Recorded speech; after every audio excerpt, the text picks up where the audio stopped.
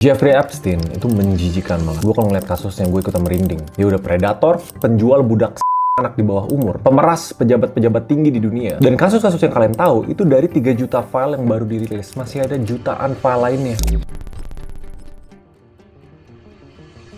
Kalau menurut gue dia bukan level kriminal biasa ya. Dia monster yang ngebangun pulau di mana dia perdagangkan ribuan anak di bawah umur untuk melayani nafsu orang-orang paling berkuasa di bumi ini. Dari pangeran kerajaan Inggris, mantan presiden Amerika Serikat, miliarder teknologi, semuanya tuh ada di orbit dia. Ada tuh di buku tamunya dia. Dan ngerinya gini, ini bukan teori konspirasi pinggir jalan. Ini fakta hukum yang udah terbukti di pengadilan. Kalau kalian mau tahu kasus-kasus yang menjijikan dia, kalian bisa cari di mana aja. Tapi sebagai orang bisnis, yang bikin gue merinding itu bukan soal kejahatannya doang. Tapi satu pertanyaan besar, kok bisa dia punya akses ke elit-elit global yang terseret kayak Bill Gates, Elon Musk yang masih baru rumor, dan baru aja di dokumen terakhir Epstein nunjukin dia nerima kain suci Ka'bah dari Mekah. Anjir, gila sih itu kain sesuci itu ditaruh jadi karpet di tempat yang sezolim itu. Dan kenapa rame? Menurut Research Tribune ada nama-nama orang Indonesia dalam dokumen itu. Gua nggak usah sebut, kalian bisa baca sendiri. Tapi disclaimer, ini bukan hubungan langsung. Tapi unik aja kenapa Epstein sampai nyebutin nama-nama elit politik Indonesia. Balik lagi ke cerita utama. Gimana caranya seorang mantan napi bisa punya akses VVIP ke White House, foto bareng Ratu Inggris, dan kenapa bank-bank raksasa sekelas JP Morgan rela ngelanggar aturan demi ngelindungin transaksi haramnya dia. Makanya kita harus bedah sistem bisnis gelap di balik elit global. Sampai di titik orang-orang paling powerful di dunia bisa tunduk sama satu orang ini.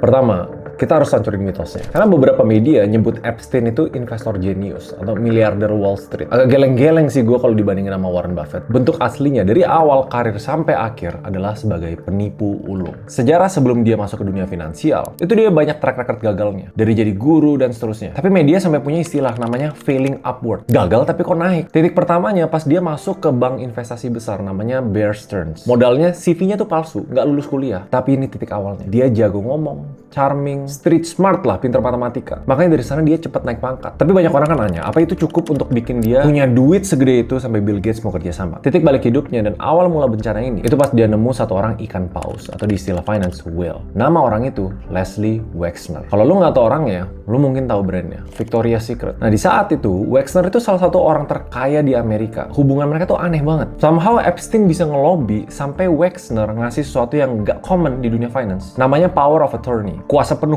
Artinya apa? Epstein punya hak hukum sama semua tanda tangan cek, jual beli properti, pindahin aset, bahkan minjem duit atas nama Wexner. Ini semua tanpa perlu izin Wexner lagi. Dia kan punya rumah mewah, paling besar di Manhattan. Itu aslinya punya Wexner. Pesawat Boeing 727, yang namanya aja Lolita Express, itu punya Wexner. Cashnya dan tunai buat operasional sehari-hari itu juga dari Wexner. Jadi di titik ini, dia nggak punya duit, tapi dia punya akses ke duit sebanyak itu. Kan pertanyaannya, kenapa Wexner sebodoh itu? Jawabannya satu, greed, keserakahan. Karena Epstein ini lihai banget. Dia ngeposisin diri sebagai the fixer, financier, bisa jadi anjing penjaga. Dia yang ngerjain kerjaan-kerjaan kotor Wexner, mencat orang, intimidasi lawan bisnis, dan yang paling penting kenapa orang-orang kaya itu nggak bayar pajak, struktur dan strategi buat tax avoidance. Epstein itu bikin struktur keuangan yang super ribet di negara-negara tax haven, biar Wexner bayar pajak sekecil mungkin. Jadi Epstein bukan kaya gara-gara profit bisnis. Dia terkenal lihai tentang keuangan karena dia main di daerah gelap. Tapi semua akses pertamanya itu dari dompetnya bos Victoria's Secret. Nah dia mikir dong, dia udah punya fasilitas mewah, udah punya pinjaman, dia perlu belanja. Belanja apa? Belanja teman.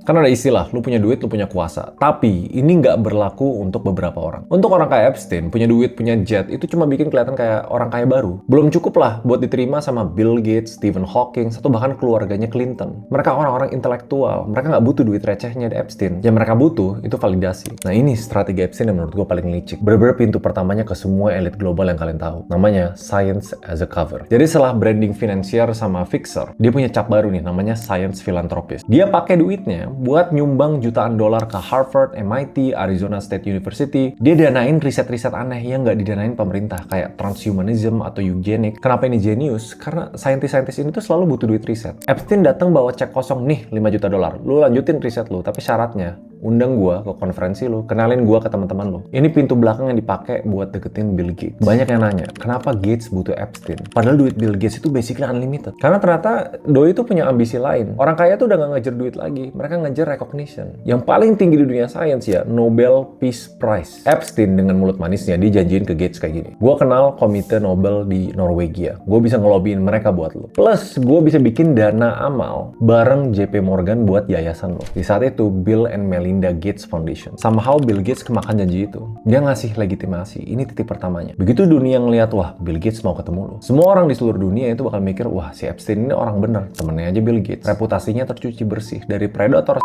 ke dermawan sains. Nah, di sanalah bolanya bergulung.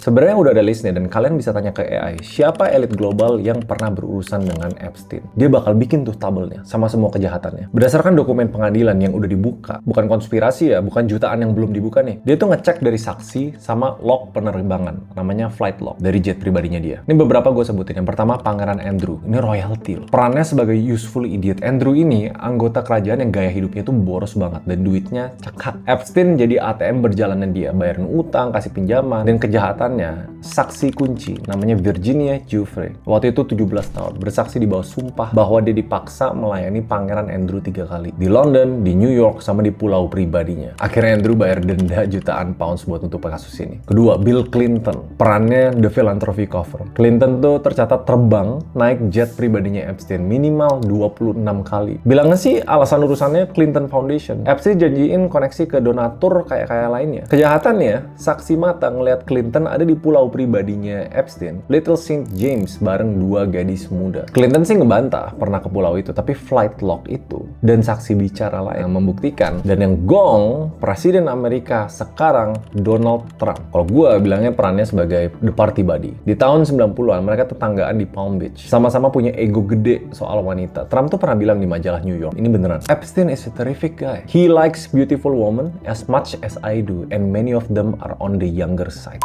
Presiden negara terkuat di seluruh dunia bisa ngeluarin statement kayak gitu di majalah resmi. Tapi statusnya sekarang ya hubungan mereka retak sebelum kasus Epstein meledak. Ada tuduhan saksi dari Jane Doe soal kejadian tahun 1994, tapi gugatan dicabut. Beda sama Andrew, Trump itu nggak terbukti secara hukum, tapi kedekatan sosialnya tuh udah undeniable. Terus gimana nama-nama lain? Ini banyak, nggak mungkin habis di video ini. Contoh kayak Elon Musk, dirumorkan, tapi dari dokumen yang dikeluarin, nama Elon Musk tuh nggak ada di flight log. Nggak ada tuduhan dari korban, cuma Elon pernah difoto bareng asisten Epstein di sebuah pesta. Pertanyaan kan kayak gini, gue tahu ini jadi kebingungan banyak orang. Kok mau elit-elit global ini difoto, didokumentasi? Inilah strategi orang paling licik di dunia yang dari awal karir sampai akhir, branding yang paling real adalah penipu ulung. Dan semua berada di satu pulau kecil, St. James. Elit global itu nggak bodoh. Mereka tahu mana yang aman, mana yang nggak aman. Mana yang harus disembunyiin, mana yang disapu di bawah lemari. Dan kenapa mereka diem-diem aja? Bertahun-tahun sampai kasusnya meledak. Jawabannya, the honeypot. Semua koneksi elit yang dikumpulin sama Epstein itu ngejanjiin satu hal. Total privacy. Bener-bener privasi total. Makanya dia beli pulau kecil itu di Virgin Islands. Udah bebas hukum. Yang bikin elit-elit mikir, apa yang terjadi di pulau ini, ya tetap di pulau ini. Karena yang dijanjiin Epstein, ya mereka merasa aman buat ngeluarin semua sisi-sisi gelap fantasi mereka. Nggak ada CCTV, nggak ada wartawan, nggak ada orang. FBI sama polisi yang ngegerebek rumahnya Epstein nemuin sistem perkabelan kamera tersembunyi dan itu canggih banget nggak kelihatan. Itu di kamar tidur, di ruang pijat, di mana-mana. Jadi ternyata selama ini semua network elitnya dia itu direkam secara diam-diam. Dia punya ribuan jam rekaman orang-orang paling berkuasa di dunia lagi ngelakuin hubungan dengan anak di bawah umur. Kalau secara istilah bisnis, Epstein adalah sebuah kompromat, yaitu orang yang ngumpulin bahan-bahan blackmail untuk memeras orang-orang kuat. Atau setidaknya punya perisai lah. Lo bayangin kalau misalnya Bill Gates atau Pangeran Andrew udah nggak seneng dan berani macam-macam sama Epstein. Ya nggak bisa, karena sekali videonya bocor, hidupnya tamat. Itu kenapa Epstein itu disebut kebal hukum. Dan ini bertahun-tahun. Dia megang kartu as orang-orang yang seharusnya menegakkan hukum. Dia ngenyandera moralitas elit global. Lantas apa yang kita bisa pelajarin? Epstein tuh udah mati. Dia ditemuin di penjara yang sampai sekarang masih jadi perdebatan. Dia beneran bunuh diri apa dibunuh? CCTV-nya pas banget rusak, penjaganya pas banget tidur. You tell me lah. Tapi Epstein menurut gua itu tuh cuma gejala dari penyakit yang lebih parah. Penyakitnya itu sistem di mana uang dan kekuasaan bisa membengkokin hukum. Bank-bank besar nih yang selama karirnya Epstein nge-transfer duit haram kayak JP Morgan, Deutsche Bank, akhirnya kena denda ratusan juta dolar karena terbukti tahu Epstein itu mencurigakan. Tapi mereka diam aja demi profit. Akhirnya kita lihat lah, moral, etika, dan aturan itu semua kalah sama satu hal tadi, akses dan uang. Kasus ini ngasih lihat kita seberapa tipis antara dunia kita sama dunia mereka. Di level kekayaan tertentu, moralitas itu seolah jadi opsional. Dan itu ngeri banget. Dan ini side note aja ya, kenapa orang-orang kaya atau orang berkuasa itu cenderung bisa jadi pedofil? Menurut psikologi, orang yang gila kuasa, preferensi seksualnya tertarik sama orang yang tidak punya kuasa sama sekali dan suci. Yaitu anak muda, cewek, kalau bisa perawan. Emang itu sick sih, emang itu menjijikan banget. Tapi kalian bakal kaget kalau kalian googling kasus ini. Dan ini real. Pertanyaan gedenya gini, menurut lo, dengan matinya Epstein, apakah jaringan ini putus? Atau sebenarnya masih ada Epstein lain yang beroperasi di dunia, cuma belum ketahuan aja? Gue rasa jawabannya ya pasti. Ada nggak di Indonesia? Mungkin. Menurut gue likely. Tapi menurut kalian gimana? Kalau misalnya ada satu pelajaran penting yang kalian bisa pelajarin dari video ini dan kasusnya Epstein, apa? See you guys next video. Bye-bye.